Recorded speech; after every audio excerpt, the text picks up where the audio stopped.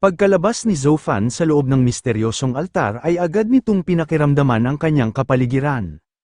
Nagagamit na rin niya ang advanced version ng kanyang mga teritoryo para ma-detect ang mga bagay sa kanyang paligid at pumapatong rin ito sa bisa ng kanyang sense skill. Hindi mahanap ng ating bida kung nasaan na ang Starbat Monster King, pero napanatag ang kanyang loob noong maramdaman niya na buhay pa rin hanggang ngayon ang kanyang mga kasamahan. Habang pinapakiramdaman ni Zofan ang kanyang paligid ay bigla itong nakarinig ng tunog na para bang may nababasag. Pagmulat ng kanyang mata ay doon na niya nakita ang Wasp King na tuwang-tuwa habang sinasabi na makakaya na niya raw itong bugbugin. Nagulat ang Wasp King noong mapagtanto nito na nagising na pala ang kanyang Master Zofan. Tinanong naman ito ng ating bida kung sino raw ang gusto nitong bugbugin. Nagtaka ang Wasp King kung bakit nga raw parang nadagdagan na naman ang lakas ng kanilang Master Zofan, bakit nga raw habang tinitingnan siya nito ay nakakaramdam siya ng matinding takot. Naisip niya rin na ganoong-ganoon nga rin daw ang takot na nararamdaman niya sa tuwing nasa harapan siya ng kanyang Senior Ape King. Sumagot ang Wasp King at sinabi sa ating bida na ang kalaban daw nilang Starbat Monster King ang tinutukoy niya na gusto niyang bugbugin. Naglabas si Zofan ng malakas na aura para mabasag ang kristal na bumalot sa kanyang katawan. Tinanong niya sina Little Gray at Wasp King kung bakit daw na mga itong inunguya at kinakain ang mga Starfall Elemental Crystals. Nagpaliwanag naman ang Wasp King na nadiskubre nga raw nila ng kanyang Master Little Gray na magagawa nilang dumaan sa secondary mutation kapag kumain sila ng kumain ng mga ganoong kristal. Ang dahilan nga raw kung bakit napakalakas ng Starbat Monster King ay nang dahil sa second mutation nito. Binanggit din ng Wasp King na mukhang ang Starfall Elemental Crystal rin daw ang dahilan kung bakit napakalakas ng mga Dominator sa mga nagkalat na Monster Caves.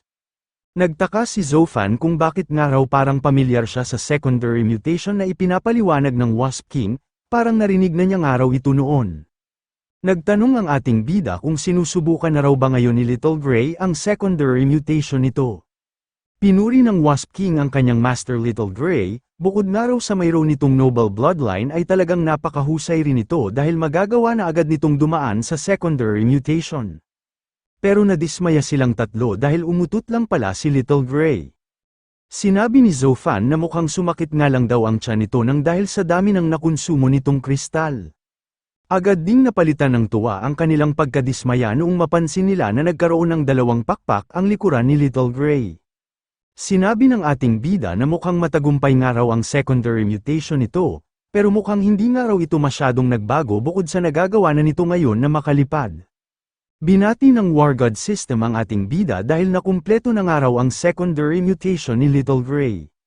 Ang nagagamit niya nga raw na suppression ng Resonance Link ay nag-evolve na ngayon sa intermediate level suppression.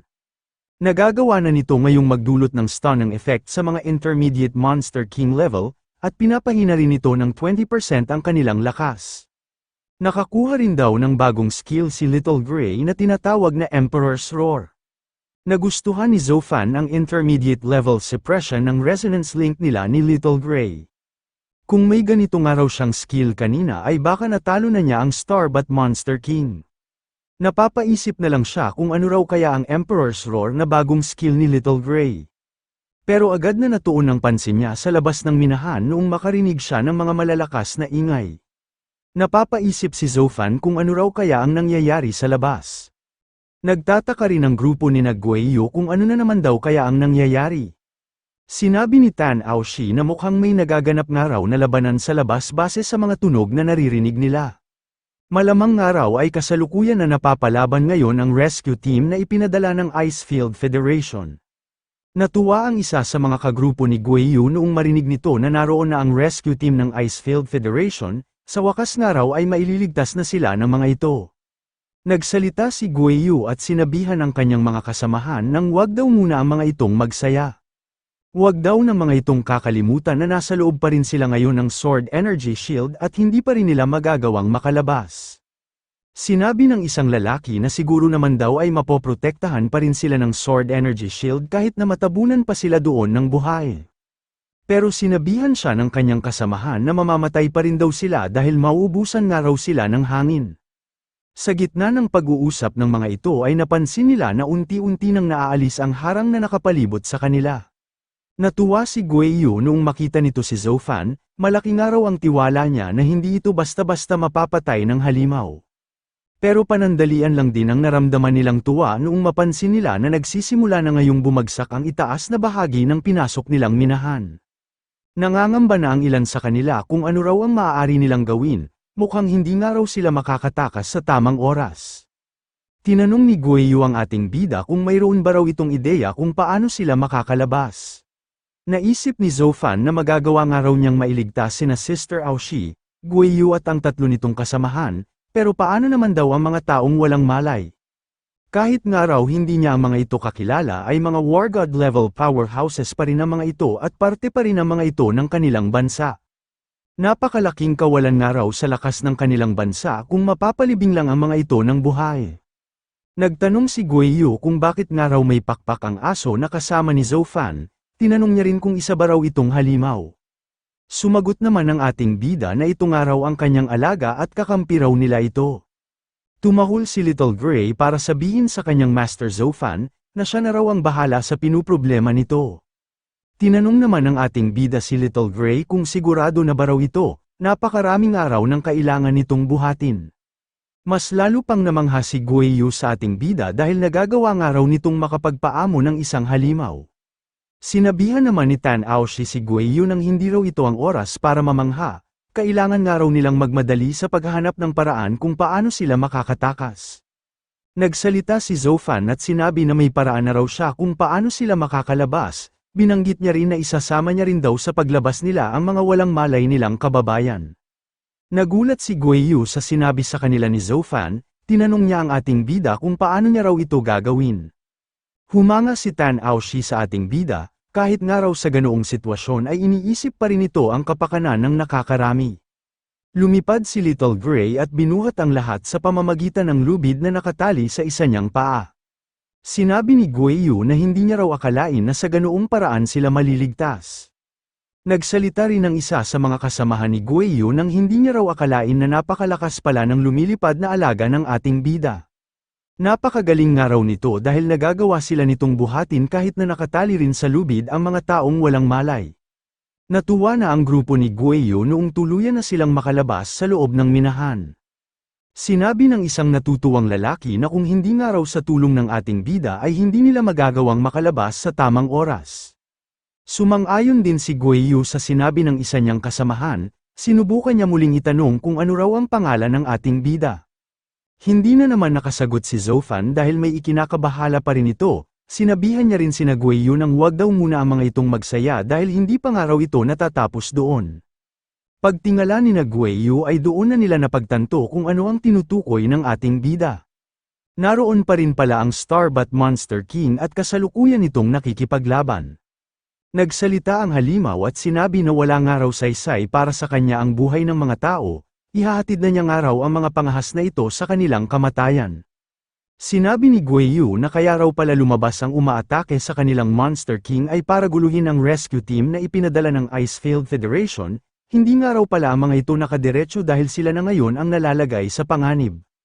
Sinabihan ni Zhou Fan ang kanyang mga kasamahan na ang mga ito na raw muna ang bahala sa mga taong walang malay, pupunta nga raw siya sa dumating na rescue team para tulungan ang mga ito. Humiyaw sina Guiyu at sinabihan ng ating bida ng mag-ingat daw ito, nag-aalala sila dahil napakalakas nga raw ng Monster King na kakalabanin nito. Naisip ni Zhou Fan na muli na naman daw niyang makakalaban ang Monster King na dumaan sa secondary mutation, gagamitin niya nga raw ang halimaw na ito para subukan kung gaano na siya ngayon kalakas. Sinabihan ng isang lalaki ang kanyang mga kasamahan na tatagan pa raw ng mga ito, bantayan nga raw nila ang likuran ng isa't isa. Nag-uumpisa ng panghinaan ng loob ang isa nilang kasamahan, napakarami nga raw ng mga kinakalaban nilang halimaw, hindi nga raw sila tatagal kapag patuloy silang inatake ng mga halimaw mula sa itaas at ibaba. Agad na pinatay ni Lieutenant General Zhong ang napakaraming halimaw na papasugod sa kanyang mga kasamahan. Namangha ang isang lalaki sa ginawa ng leader ng kanilang Special War God Team. Sa lakas nga raw na taglay nito ay nagagawa nitong pumatay ng napakaraming halimaw gamit lamang ang isang pag-atake. Naisip ni Lieutenant General Zhong na hindi na nga raw maganda ang kanilang sitwasyon. Napakarami nga raw ng kalaban nilang halimaw at kahit may napapatay sila ay patuloy pa rin ang mga itong nadaragdagan. Mukhang kailangan nga raw nilang sumugal kung gusto pa nilang makaligtas. Mukhang ang paraan nga lang daw para malampasan nila ang kanilang sitwasyon ay ang talunin muna nila ang tumatayong pinuno ng mga halimaw. Sinabi ni Lieutenant General Jong sa kanyang mga kasamahan na balak niya nga raw atakihin ang nasa itaas na Monster King, ang mga ito na nga raw ang bahalang magbantay sa kanyang likuran. Sumagot ang isang lalaki at sinabi sa kanilang Lieutenant General nang huwag daw itong mag-alala, sila na nga raw ang bahala sa mga lalapit ditong halimaw. Shoutout kay Idol Elistana sa pagbibigay ng 50 stat points. Maraming salamat po. Kumilos na si Lieutenant General Jong para atakihin ang Starbat Monster King. Agad na rin na nagsitalo ng iba pang miyembro ng Icefield Federation Rescue Team para alisin ang lahat ng mga halimaw na humaharang sa kanilang Tenyente General. Napansin ng Starbat Monster King na siya ang puntirya ng pag-atake na gagawin ni Lieutenant General Jong. Hindi niya nga raw hahayaan na tamaan siya ng pag-atake ng nilalang na ito. Bigla na lang humiyaw ng napakalakas ang Starbat Monster King. Nagtaka si Lieutenant General Jong noong bigla na lang bumigat ang kanyang katawan. Sabay-sabay silang bumagsak ng kanyang mga kasamahan ng dahil sa kapangyarihan na ginamit ng halimaw. Napaisip ang isang lalaki kung ano raw ang nangyayari, hindi niya nga raw inasahan na may kapangyarihan ang halimaw na maging ang isang War God level powerhouse ay hindi ito makakayang labanan. Napapaisip din si Lieutenant General Jong kung ito ba raw ang abilidad ng isang Monster King na dumaan sa secondary mutation, talagang nakakakilabot nga raw ang taglay nitong lakas.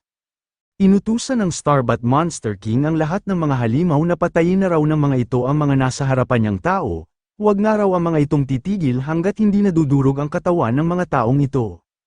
Kinakabahan na ang mga miyembro ng Icefield Federation Rescue Team dahil mukhang ito na nga raw ang kanilang magiging katapusan. Hindi pa rin maigalaw ni Lieutenant General Jong ang kanyang katawan kaya wala itong magawa laban sa mga papalapit sa kanilang halimaw. Mabuti na lang at nailigtas agad siya ni Zofan bago pa man siya maatake ng isang Crystalline Teeth Shadow Leopard.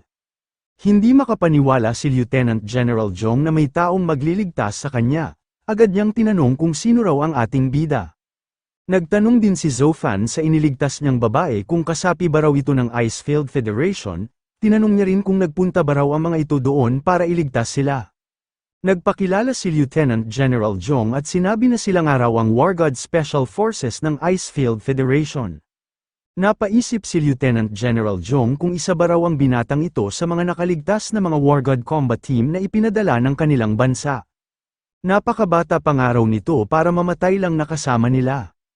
Sinabihan ni Lieutenant General Jong ang ating bida nang dapat daw ay hindi na siya nito iniligtas. Mapapahamak lang daw ito dahil napakalakas ng kinakalaban nilang higanteng paniki.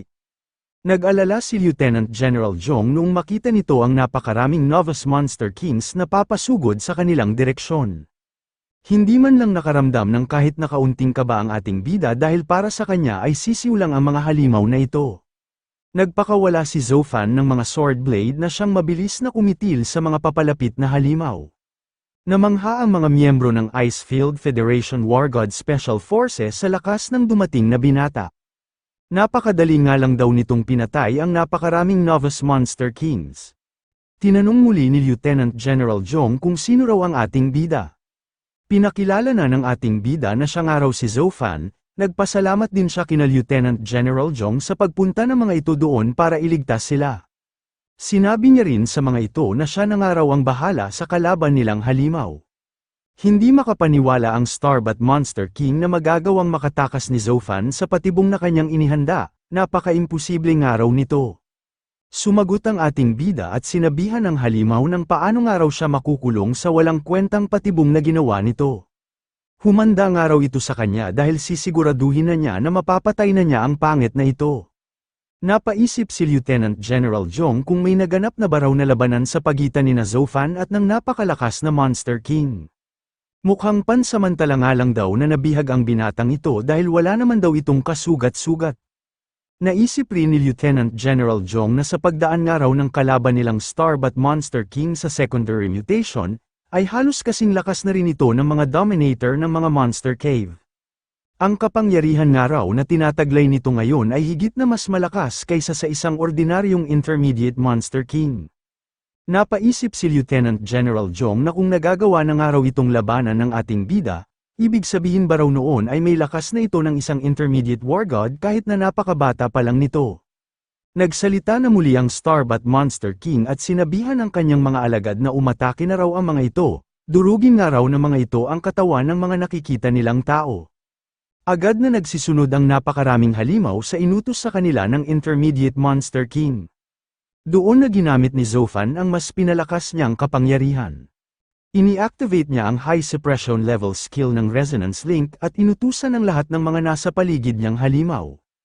Inutusan niya ang mga halimaw na agad na magsiluhod sa kanyang harapan. Mabilis na napalitan ng takot ang mababangis na mukha ng mga nagsiluhod na Crystalline Teeth Shadow Leopard. Maging ang mga lumilipad na Giant Snow Eagle ay agad na nagsibaba para sundin ang ipinag-uutos ng ating bida. Nagulat ang mga miyembro ng Icefield Federation War God Special Forces noong makita ng mga ito na bigla na lang nagsiluhod ang napakaraming halimaw. Maging si Lieutenant General Jong ay nagtataka rin kung ano raw ang nangyayaring ito. Pinapanood ni Guiyu ang nangyayaring labanan mula sa malayo, pinapanalangin din ito na sana nga raw ay hindi mapahamak si Zofan. Nagsalita ang isang lalaki at sinabi na utang nga raw nila ang kanilang buhay sa ating bida. Kaya kapag nalagay nga raw ito sa panganib ay kailangan na rin daw nilang gawin ang lahat para mailigtas ito.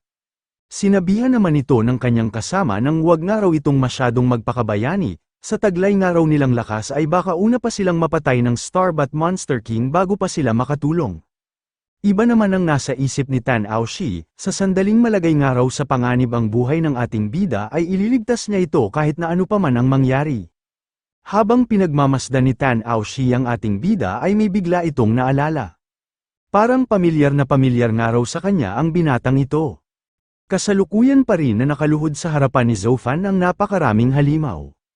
Epekto ito sa paggamit niya ng advanced suppression ng kanilang Resonance Link. Naisip ng ating bida na talaga nga palang napakalakas ng epekto ng skill nilang ito, nagagawa nga raw nitong takutin ang napakaraming halimaw na nasa Novice Monster King level. Napatanong ang isang miyembro ng Icefield Federation War God Special Forces kung ano nga raw ang nakikita nilang ito, bakit nga raw parang napapasunod ng dumating na binata ang napakaraming halimaw. Sinabi rin ng isang lalaki na hindi nga raw ito kapanipaniwala. Paano nga raw ito nagagawa ng isang binata na nagmula sa bansang Xena? Napapaisip din siya kung epekto ba raw ng isang territory o war god battle technique ang nangyayaring ito sa mga halimaw. Naisip ni Lieutenant General Jong na mali raw ang kanyang mga kasamahan, hindi raw ito epekto ng isang battle technique o ng anumang teritoryo. Ang takot nga raw na nararamdaman ng mga nakaluhod na Novice Monster King ay kalimitan lang ng mga itong nararamdaman kapag nakakakita sila ng isang makapangyarihang halimaw na higit na mas malakas kaysa sa kanila. Naisip ni Lieutenant General Jong na sino nga raw ang mag-aakala na magagawa ng isang tao na pasunurin ang ganoong karami at kalakas na halimaw. Napapaisip din siya kung si Zofan lang ba raw ang nagtataglay ng ganoong kakayahan. Nagtanong ang nagagalit na Starbat Monster King kung ano raw ang ginagawa ng kanyang mga puppets. Magsitayo na nga raw ang mga ito at agad na patayin ang mga nasa harapan ng mga itong tao. Nainis ang Starbat Monster King kung bakit hindi na raw gumagana ang kanyang kapangyarihan. Naisip niya rin na nakakaramdam nga raw siya ngayon ng mas mapanganib na aura sa ating bida kumpara noong nakalaban niya ito kanina. Sinabihan ni Zofan ng Starbat Monster King ng ano pa ba raw ang hinihintay nito, ipagpatuloy na nga raw nila ngayon ang naudlot nilang laban. Naglabas ng Sonic Cannon ang halimaw at sinabi na hindi nga raw karapat-dapat ang ating bida para kalabanin siya, sisiguraduhin niya nga raw na dudurugin niya ito ng pinong-pino. Ini-activate ni Zofan ang kanyang Splendid Flaming Sword at agad na hinati sa gitna ang pag-atake na pinakawalan ng halimaw. Nangamba si Lieutenant General Jong dahil sa laki ng pinsala na idinudulot ng nangyayaring labanan. Napapaisip din siya kung talaga nga bang isa lang Intermediate War God ang ating bida, bakit nga raw parang mas malakas pa ito? Naisip ni Zofan na ngayon nga raw ay nagagawa na niyang makipagsabayan sa Starbat Monster King matapos niyang maging isang Intermediate War God. Pero mukhang hindi nga raw magiging madali ang pakikipaglaban niyang ito. Nangamba ang ating bida noong bigla na lang nawala sa kanyang harapan ang kalaban niyang halimaw. Nag-alala si Lieutenant General Zhong noong makita nito na nasa panganib si Zofan. Natuwa ang Starbat Monster King at sinabi na oras ng araw para mamatay ang ating bida. Pero nagkukunwari lang pala si Zofan na nangangamba ito dahil inasahan na niya ang pag-atake na gagawin ng halimaw.